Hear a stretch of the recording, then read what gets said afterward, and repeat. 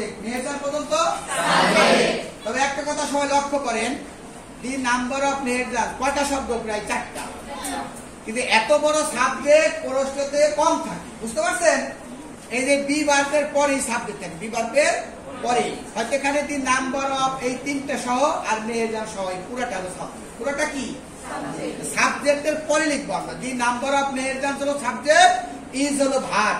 ওই যে বিভাগ থাকলে সাবজেক্টের পরে লিখবো, ইজ হলো বিভাগ। শুধু কি ইজ বিভাগ, আরো কিছু আছে আমরা পড়ছি, আছে না? এখানে ইজ থাকতে পারে, ওয়াজ থাকতে পারে, হ্যাজ থাকতে পারে, হ্যাভ থাকতে পারে, হ্যাড থাকতে পারে, তাই না? যেটাই থাকুক আমরা লিখবো সাবজেক্টের পরে। এভাবে সাজাবো, সাবজেক্ট লিখে তারপরে বিভাগ লিখবো, তারপরে ইনক্রেজি, তারপরে লিখবো কি বিকজ বা কজ। আপনাদেরকে লিখতে দিলে কি এখন পারবে? বললে পারবে সবাই? এখানে সাবজেক্ট কি বলবেন? দি নাম্বার অফ মেহেরজান, দেখে দেখে বলবেন সাবজেক্ট কি, তারপরে লিখবো কি ইজ। যদি বলি কেন লিখবো, বলবেন সাবজেক্টের পরে বিভাগ বসে, ইজ হলো বিভাগ।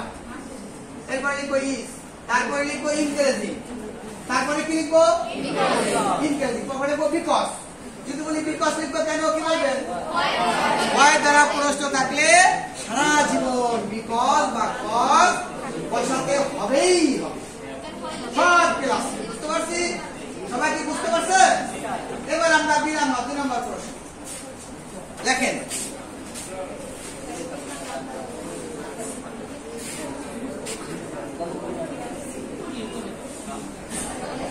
আবার লেখেন হোয়াই, আবার 2 নম্বর লেখেন,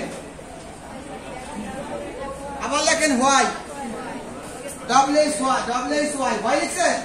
আবার 2 নম্বর লেখেন হোয়াই, এবার লেখেন ডিড, ডিড।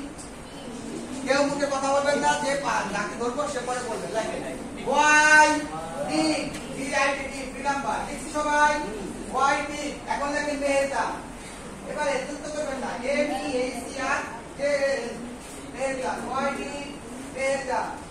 ওই মেহেরজান আগে প্রশ্ন লিখছেন, এসটা বাদ দিবেন। MEHR why did Meherjaan. সবাই কি লিখছি? Why did Meherjaan. সবার হয়েছে? কারো না হইলে দাঁড়ায় বলবে আমার হয় নাই, ভয় নাই, আগাবো না, পর্যন্ত সবাই বলে থাকবে। একবার যদি শিখে ফেলে সবাই এক হয়ে যাবে। সবাই কি হয়ে যাবে? এক হয়ে যাবে।